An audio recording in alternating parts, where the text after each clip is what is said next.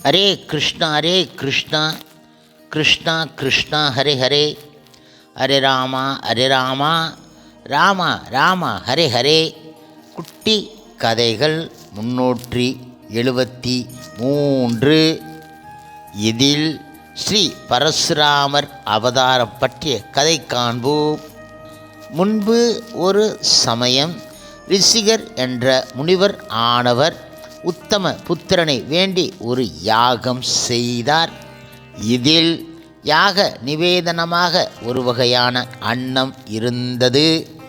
வாரிசு இல்லாத குறையை கூறி தனக்கும் ஒரு குமாரன் பிறக்க அருள வேண்டும் என கேட்டால் காதியின் மனைவி யாக பிரசாதத்தை 2 பங்காக்கி, இது உனக்கு, அது உன் தாயாருக்கு, குளித்துவிட்டு சாப்பிடுங்கள் என கூறி நீராடச் சென்று விட்டார். ஓ சத்தியவதி, உன் கணவர் பிரம்ம ஞானி, அதனால் உனக்கு அருமையான பிள்ளை பிறக்க பிரசாதத்தில் சிறப்பாக மந்திர உரு ஏற்றியிருப்பார். மைத்துனன் தன் பிள்ளையை விட புத்திசாலியாக பராக்கிரமசாலியாக இருக்க வேண்டும் என யாராவது நினைப்பார்களா என குறைபட்டு கொண்டாள் காதியின் மனைவி. இப்பொழுது சத்தியவதி கூறினாள் அன்புடன், அம்மா, உனக்கேன் வீண் சஞ்சலம், நாம் பிரசாதத்தை மாற்றி சாப்பிடுவோம். என் தம்பி என் பிள்ளையை விட வீரனாக உத்தமனாக இருப்பதில் எனக்கு மகிழ்ச்சியே என்றாள் அவள். நிஜமாக சொல்கின்றாயா என நான் தழுதழுக்க கூறிய தாய் ஆனந்தத்தோடு மகளின் கைகளை பற்றி கொண்டாள் அவள். அதன்படி பிரசாதத்தை மாற்றி உண்டார்கள். இருவரும் கருவுற்று 6 மாதங்கள் ஆயின. இதற்கு இடையில் ரிஷிகரை முனிவர்கள் அழைக்க ஒரு பெரிய யாகத்தின் ரித்திக்காக போய்விட்டார். யாகம் முடிந்து திரும்பியவர், சத்தியவதி, பிரசாதத்தை மாற்றி சாப்பிட்டு விட்டாயா? உன் முகத்தில் வீரக்கலை ஜொலிக்கின்றது என கேட்டார். நடந்ததை கூறினாள் சத்தியவதி. ரிஷிகர் வருத்தத்தோடு, சத்திரிய வம்சத்தில் புகழ்வர ரௌத்திரிய வீரியத்தை தரும் மந்திரத்தை அந்த பிரசாதத்தில் ஏற்றியிருந்தேன். உனக்கு ஞானம், சாந்தி, பொறுமை கொண்ட புத்திரனை பெறும் மந்திரங்களை உருவேற்றியிருந்தேன். இப்பொழுது மாற்றிவிட்டாயே. இருவரும் முழுக்க அந்தரனாகவும் இராமல் சத்திரியனாகவும் இராமல் பிறப்பார்கள். சத்திரிய வம்சத்திற்குரிய ரௌத்திரம் உன் சகோதரனுக்கு குலத்தாலும் உன் பிள்ளைக்கு மந்திரத்தாலும் ஏற்படும். அந்தன வம்சத்திற்குரிய தவம் செய்யும் ஆர்வம் உன் குமாரனுக்கு குலத்தாலும் உன் தம்பிக்கு மந்திரத்தாலும் உண்டாகும் என்றார் அவர். இப்பொழுது சத்தியவதி கணவர் பாதங்களில் விழுந்தால், சுவாமி, என்னை க்ஷமிக்க வேண்டும். என் புதல்வன் அப்படி பிறந்தால் நான் தாங்க மாட்டேன். தயவு செய்து என் பேரன் அப்படி பிறக்க அருள் புரிய வேண்டும் என வேண்டிக் கொண்டால், அப்படியே நடக்கட்டும் என அதற்குரிய மந்திரங்களை ஜபித்தார். சத்தியவதிக்கு ஜம தக்னி பிறந்தார். சத்தியவதியின் தாய்க்கு விஸ்வாமித்திரர் பிறந்தார். இஸ்வாகு குல அரசன் ரேணு அவன் புதல்வி ரேணுகா தேவியை மணந்து கொண்டார். ஜம தக்னி அவர்கள் மூத்த பிள்ளை வசுமணன், கடைசி பிள்ளை சத்தியவதியின் கருவில் உருவாகி பின் பௌருஷத்தை வெளியேற்றி ரேணுகையுடன் பிறந்த ராமன் சிவனை நோக்கி தவம் இருந்து பெற்ற ஆயுதம் பரசு. சதா அந்த பரசுவை தோளில் சுமந்ததால் அவன் யாவராலும் முழுமுதற் கடவுள் மற்றும் பரம புருஷ பகவான் ஸ்ரீ கிருஷ்ணரின் அவதாரமான பரசுராமன் என அழைக்கப்பட்டான். அவன் அதிகார மமதை கொண்டு அட்டகாசம் புரிந்த சத்திரிய கூட்டங்களை அழிக்க விஷ்ணு அம்சமாக பிறந்தவர் ஆவார். இப்படி இருக்கையில் தரணி கிதர என்ற நகரை ஆண்டு வந்த அரசன் இருந்தான். இவன் கடும் தவம் செய்து அஷ்டமா சித்திகளையும் பராக்கிரமத்தையும் பெற்று இருந்தான். 10,000 யாகங்களை செய்தான். அவன் பட்டணத்தில் கள்வர்கள் கிடையாது. தினமும் அன்னதானம் நடந்து கொண்டு இருந்தன. இப்படிப்பட்ட அரசனாகிய கார்த்தவீரியன் ஒரு சமயம் நர்மதா நதியில் தனது பக்தினிகளோடு ஜலக்கிரீடை செய்து கொண்டு இருந்தான். கார்த்தவீரியன் தனது கைகளால் நதி ஓட்டத்தை தடுத்து பெரிய ஏரி போல் ஜலத்தை கட்டியிருந்தான். தேவர்கள், கந்தர்வர்கள், வித்யாதர்களை வென்ற மமதையோடு பூலோகம் வந்த இலங்கேஸ்வரன் நதியில் சிறிது நீரே ஓடியதால் சிவபூஜை செய்ய ஆரம்பித்தான். இதற்கு இடையில் ஸ்நான விளையாட்டு போதும் என்று நினைத்த கார்த்தவீரியன் தனது கைகளை சுருட்டிக்கொண்டு கரையேறிவிட்டான். இப்பொழுது தடைபட்ட நீரானது வெள்ளமென பெருகி ராவணனின் பூஜை பொருட்களை அடித்து கொண்டு சென்று விட்டது. இலங்கை அதிபதியான ராவணன் திடீரென வந்த வெள்ளத்தின் காரணத்தை அறிந்து கார்த்தவீரியனோடு சண்டையிட்டான். தனது 1000 கைகளாலும் ராவணனை பந்தாடினான். கார்த்தவீரியன் பசுவை போல் கட்டி சிறையில் வைத்து இருந்தவன் சில காலம் சென்ற பின்பு இறக்கப்பட்டு விடுவித்து விட்டான். அவன் ஒரு நாள் காட்டில் வேட்டையாடி களைத்து இருந்தான். கார்த்தவீரியன் இப்பொழுது ஜமதக்கினி முனிவரின் ஆசிரமத்தை அடைந்தான். முனிவர் அவனை வரவேற்று உபசரித்தார். அவனுக்கு மட்டும் இல்லாமல் அவனுடன் வந்த சேனா வீரர்களுக்கும் அறுசுவை உணவு அளித்தார். இது எப்படி சாத்தியமாயிற்று என கார்த்தவீரியன் அதிசயிக்க தம்மிடமிருந்த காமதேனுவை காட்டி அதன் அற்புத சக்தியை விவரித்தார் ரிஷி ஆனவர்.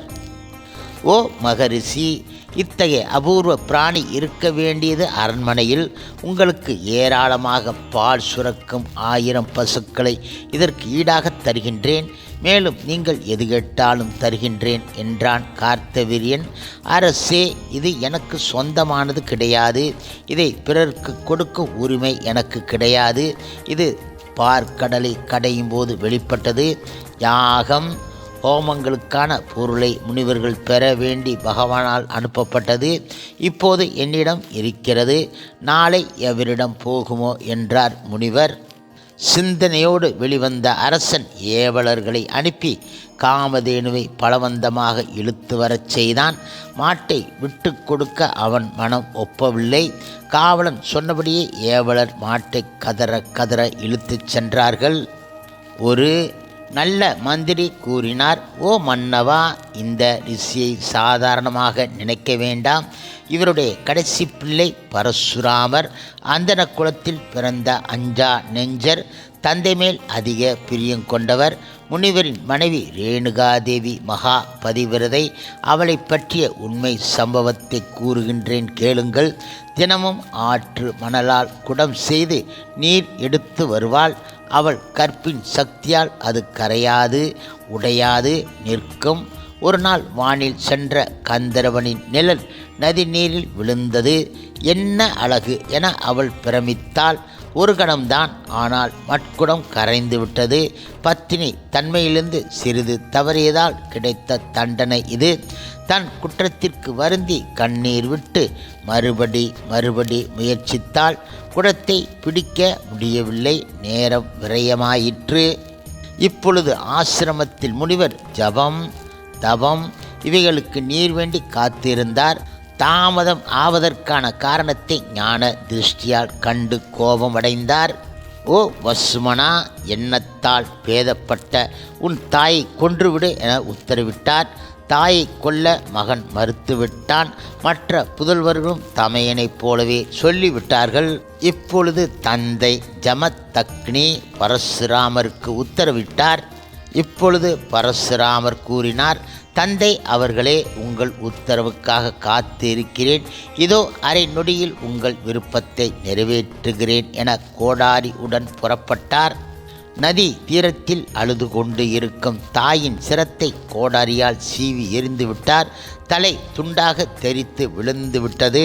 இரத்தம் சுட்டும் கோடாரியோடு தந்தை முன்வந்து உங்கள் ஆணையை நிறைவேற்றிவிட்டேன் என்றார். தந்தையின் உத்தரவை அலட்சியப்படுத்திய உனது தமையன்மார்களை வெட்டி வீழ்த்து என்றார் ஜமதக்னி. தந்தையின் கட்டளை கேட்டு நாலாபுறமும் அவர்களை ஓட துரத்திச் சென்று அனைவரையும் கொன்றுவிட்டார் பரசுராமர். இப்பொழுது ஜம தக்கினின் ஆக்ரோஷம் அடங்கிவிட்டது. மகனே, கருவில் சுமந்த மாதாவுக்கே பெருமை அளிக்கின்றார்கள். மக்கள் என்ற மாசை துடைத்தவனே, 14 வயதிற்குள் வேதங்களையும் சாஸ்திரங்களையும் கற்று என்னை பெருமைப்படுத்தியவனே என்றார் அவர். தாய் என்றும் பாராமல் தந்தை சொல்லை மந்திரமாக ஏற்று செயல்பட்டு என் மனதை குளிர்வித்தாய். உனக்கு என்ன வரம் வேண்டுமோ கேள், தருகிறேன் என அகம் மலர கூறினார். ஓ தந்தை அவர்களே, தங்களை பிரம்மஹத்தி ஸ்ரீஹத்தி இருந்து காப்பதும் என் கடமை அல்லவா? அதனால் அவர்களை உயிர் கொடுத்து எழுப்ப வேண்டும். அதோடு நான் அவர்களை கொன்றேன் என்பதோ எதற்காக கொன்றேன் என்பதோ அவர்களுக்கு ஞாபகம் இருக்கக்கூடாது. ஏன் இப்படி சொல்கிறேன் என்றால், தீய செயல்கள் மறக்காது போனால் பழிவாங்கும் உணர்ச்சி ஏற்படும் என்றார் பரசுராமர். மகனே, நீ மிகுந்த புத்திசாலி. தந்தையின் வாக்கும் தாய் சகோதர பாசமும் 2 கண்கள் என்பதை உணர்த்திவிட்டாய் என்றவர் கமண்டலத்து நீரை மந்திரித்து தந்தார். வெட்டுண்ட தலையை உடலோடு பொருத்தி இந்த நீரை தெளி என்றார். தந்தை நமஸ்கரித்து கமண்டல நீரோடு முதலில் ஆற்றுக்கு சென்றார் பரசுராமர். தந்தை கூறியபடி பூரணத்துவமாக எல்லா காரியங்களையும் செய்து முடித்து விட்டார். எச்சரிக்கையாக தாய் மற்றும் தமையன்கள் எல்லா தலைகளையும் சரியாக இணைத்து உயிர்ப்பித்தான். அந்த பாவம் நீங்க சகோதரர்களோடு தவமும் செய்தான் என்றார் மந்திரி கார்த்த வீரியன் அரசனிடம். இதற்கு இடையில் சமித்துக்களை சேகரித்து கொண்டு ஆசிரமம் திரும்பிய பரசுராமன் நடந்ததை அனைத்தையும் கேட்டு அடங்காத சினம் கொண்டார்.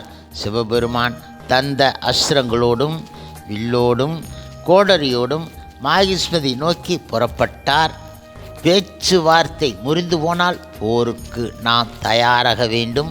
காமதேனு இல்லாமல் நான் ஆசிரமம் திரும்ப மாட்டேன் என்றார் பரசுராமர். இப்பொழுது 4 வகை சேனையோடு பரசுராமரை எதிர்த்தான் கார்த்தவீரியன். ஒற்றை தேரில் நின்றபடி, கார்த்தவீரியா, காமதேனுவை பலாத்காரமாக பிடுங்கி கொண்டு வந்த உன் செயல் நீ செய்த புண்ணியங்களை மணலில் கொட்டிய பாழாகிவிட்டது. சுகத்தின் எதிரியே பிறர் உடைமைகளின் மேல் வைக்கும் துர் ஆசைதான். இப்போதும் உன்னை மன்னிக்க நாங்கள் தயார். காமதேனுவை திருப்பி கொடுப்பாயாக என்ற இனிய உடன்பாட்டை முன்வைத்தார் பரசுராமர். என் ஆட்சிக்கு அடங்கியவர்கள் நீங்கள். இப்படி ஒவ்வொருவரும் எதிர்த்தால் நாட்டில் அமைதி எப்படி நிலவும்? வேதியனுக்கு உரிய இலக்கணம் விடுத்து போருக்கு வந்த அந்தரனே, 17 அக்ரோனி படையை கண்டதும் பயந்து விட்டாயா? உயிர் மேல் ஆசை இருந்தால் ஓடிவிடு. முதுகில் அம்பையும் மூடனல்ல உன் மன்னன் என கொக்கரித்தான் கார்த்தவீரியன். இப்பொழுது சினங்கொண்ட பரசுராமரின் அஸ்திரத்தால் எதிர்ப்படைகள் சிதறி ஓடின. வைஷ்ணவ அஸ்திரத்தை ஏவினான் கார்த்தவீரியன். அது அவரை வலம் வந்து வணங்கியது. சுதர்சன அஸ்திரத்தை விட்டான். அது அவரது கைகளில் அடைக்கலம் ஆகிவிட்டது. போரிடுவது விஷ்ணு அம்சமானவர் அவருடன் என்று கார்த்தியவீரனுக்கு புரிந்துவிட்டது. அதே சமயம் பரசுராமர் தனது கோடாரியால் கார்த்தவீரின் தலையை வெட்டிவிட்டார். அவர் பிறகு கம்பீரமாக அரண்மனைக்குள் புகுந்து காமதேனு பசுவை பிடித்து கொண்டு ஆசிரமம் திரும்பிவிட்டார். நடந்ததை கேள்விப்பட்ட ஜம தக்கினி மிகவும் வருந்தினார். அந்தனுக்கு உகந்த குணம், தயை, பொறுமை, ராஜகத்தி செய்து விட்டாயே. இந்த பாவத்தை புண்ணிய தீர்த்தமாடிதான் அகற்ற வேண்டும் என்றார் அவர். அதன்படி நண்பனோடு தீர்த்த யாத்திரை சென்றார் பரசுராமர்.